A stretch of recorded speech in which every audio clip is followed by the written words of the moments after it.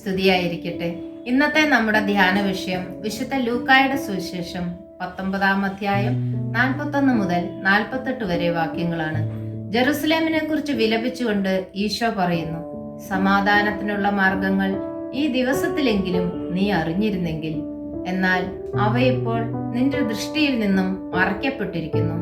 സമീപഭാവിയിൽ തന്നെ ജെറുസലേമിന് സംഭവിക്കാൻ പോകുന്ന നാശത്തെപ്പറ്റി അവിടുന്ന് ഓർമ്മിപ്പിക്കുന്നു. എന്തുകൊണ്ട് ഈ ഞെരുക്കങ്ങൾ സംഭവിക്കുന്നു? എന്തെന്നാൽ നിന്റെ കർത്താവിന്റെ സന്ദർശന ദിവസം നീ അറിഞ്ഞില്ല. ഈ വാക്കുകൾ നാം ഓരോരുത്തരെയും നോക്കി ഈശോ പറയുന്നു, രക്ഷയുടെ മാർഗങ്ങൾ ഈ ദിവസത്തിലെങ്കിലും നീ അറിഞ്ഞിരുന്നെങ്കിൽ. കർത്താവ് വളരെയധികം സ്നേഹിച്ച അവിടുത്തെ വിശുദ്ധ ഗിരിക്ക് തന്റെ രക്ഷകന്റെ സന്ദർശനം തിരിച്ചറിയാൻ കഴിഞ്ഞില്ല. അവിടുത്തെ സ്വന്തം ജനമായ നമുക്ക് അങ്ങനെ സംഭവിക്കാതിരിക്കട്ടെ. അതിനായി ഈ നോമ്പുകാലത്ത് അനുതാപത്തോടും പ്രാർത്ഥനയോടും കൂടെ നമുക്ക് നമ്മെ തന്നെ വിശുദ്ധീകരിക്കാം. യേശു ജെറുസലേം ദേവാലയം ശുദ്ധീകരിച്ചതുപോലെ നമുക്കും നമ്മുടെ ഹൃദയങ്ങളെ ശുദ്ധീകരിച്ച് കർത്താവിനായി ഒരുക്കി വയ്ക്കാം.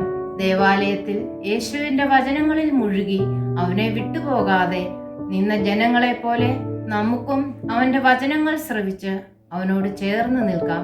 ഞെരുക്കങ്ങളും പീഡകളും ഉണ്ടാകുമ്പോൾ മാത്രം കർത്താവിനെ വിളിച്ചപേക്ഷിക്കുന്നവരാകാതെ എല്ലായ്പ്പോഴും കർത്താവിനോട് ചേർന്ന് നിൽക്കാനും വചനത്തിൽ ആശ്രയിച്ച് ജീവിക്കാനുമുള്ള അനുഗ്രഹം സർവശക്തനായ ദൈവം നമുക്ക് നൽകട്ടെ. ശുഭദിനം ആശംസിക്കുന്നു.